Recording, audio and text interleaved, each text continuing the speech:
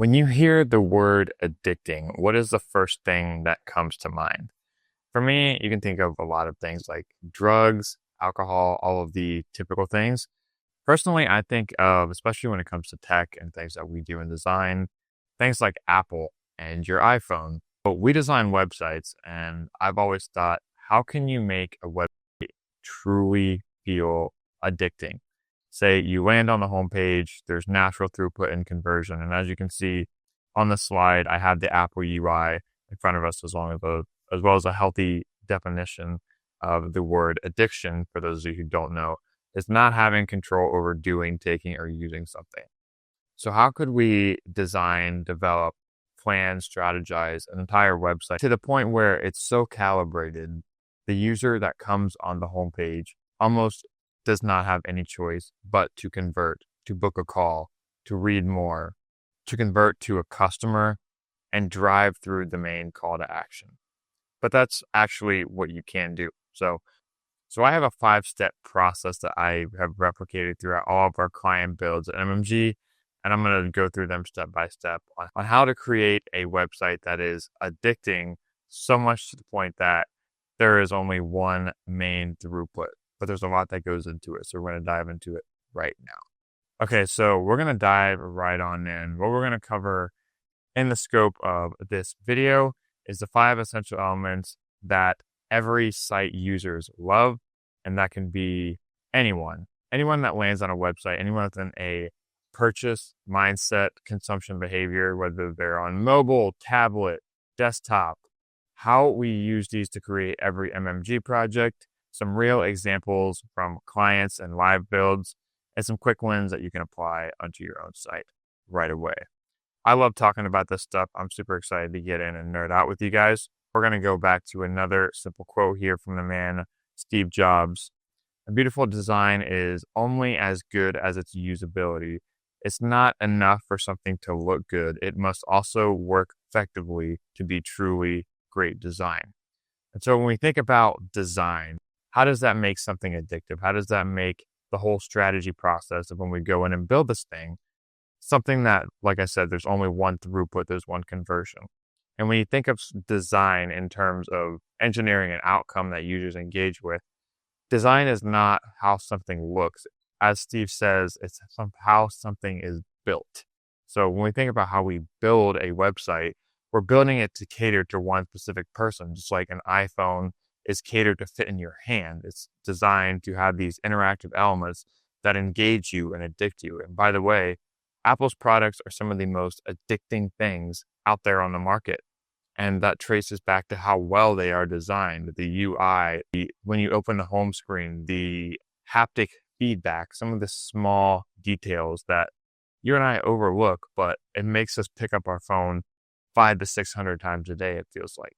So as we apply that to the website, the very first step is foundation. You start with strategy, not with software. So when we develop sites, we spend roughly 60% of our time in the wireframing and site mapping phase. And I actually have tracked this. And this is a good thing because as we develop more sites at bigger scope, especially upwards of 10 to 15 pages is a very expanded scope of a website. Sometimes if you're just at the sweet spot of marketing in the 5 to 10 pages, you can get away with not being overly invested in the site mapping phase to begin with. But now we do all of our copy before we even go into design. As my friend Tass Bober says here in Columbus, Ohio, copy is king, design is queen. So as much as you can front load the foundational elements of your site, do user research, inform copy, really address your target audience and know exactly what's going on the page and who that message is speaking to, you're going to set yourself up for an addictive website, because when people are reading your copy, engaged with the visual elements, they're double engaged with both of their senses. They're feeling resonated with, and you're vibing with their emotions, and you are on the right path. So define the user and your goals. Have no more than 2 personas for every single page on your site, and prioritize clarity over cleverness. And this is actually not a firm stance that I would take. If you can talk inside baseball to the exact people that you want on your website with your copy, they feel special, they feel treasured as well. And when we communicate with someone that we feel like really understands us, we're on the right path. So as for foundations, make sure you sitemap and start with a strategy, start with the human empathy, because emotion sells. And that is a big part of what makes an addicting website. Step 2 is consistency. And this one is something that I nerd out on. So one of the biggest elements that goes into a site that feels unprofessional and clunky is the very small details, especially with spacing. And I wrote it right here in the subheadline: visual harmony equals instant credibility. The fastest way to tell if a website is not credible, if it's built on a loose framework, is some of these small responsiveness tweaks, some of these small spacing error issues, things like colors, type scales, lack of fluid responsiveness. These are things that just don't exist on existing products and existing services. They've been refined, especially when you talk about stuff like food.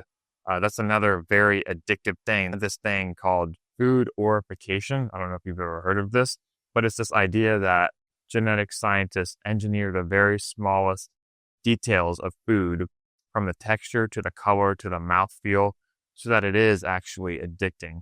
And it's these small details when you talk about where you view your phone on mobile, on desktop, the spacing, the padding, the distance of the elements from the edges, the colors that are consistent from the headline all the way to the smallest icon and asset.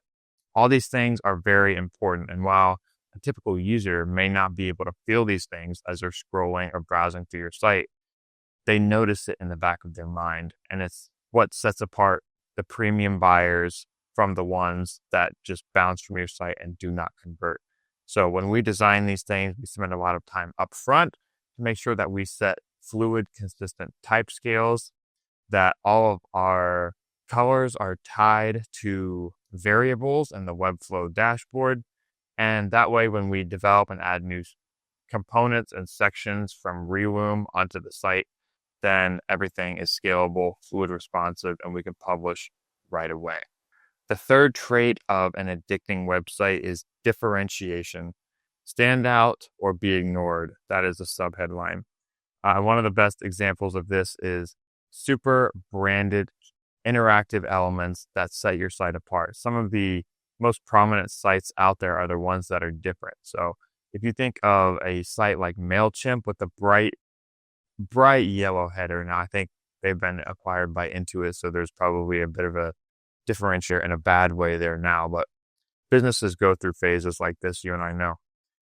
Another one, really good one example, is Stripe. So if you guys have ever seen that homepage and hero section, very differentiated, very colored, and they've been copied across all SaaS products. Tends to look like Stripes now, with the gradient dashboard and the phone UI mockup on the right. Custom things like illustrations, real photography, branded moments from your company, those go a long way. And especially, we're recording this in April of 2025. The GPT-4o image was just launched last week, and it's been a whole shit show of all of that online. So if you can set your site apart by having actual branded assets and knowing how to use these tools like the 4o image gen feature very well, that'll set your site apart as well. And users are going to want to come back to it for that familiarity of you, your team, your company. And a really good example of this from one of our projects with our collaboration with Jumbo Iced Tea, they have a super custom interactive elements on their entire site. So as soon as you open up theirs, they have all of their custom events. They have our nice little hover state with the follow us on their social media icons. So the more branded, the more differentiated you can be without disregarding the common standards of UI and UX, those are going to create some addictive properties on your site. So moving right along, the next and fourth one of the most powerful and small yet mighty thing that goes into making this addictive quality on your site is interaction and UI. We're going to make your site feel alive. We're going to make it feel like it's talking to you. And the way we do that is through some of the interactive elements like I just showed you. Hover states, loaders, sticky sections, and animated buttons.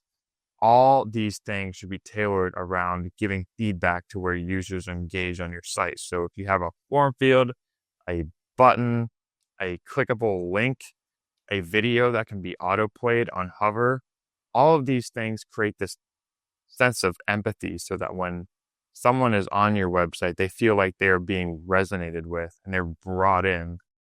And the value of this just cannot be overstated. Motion builds delight and it encourages the scroll.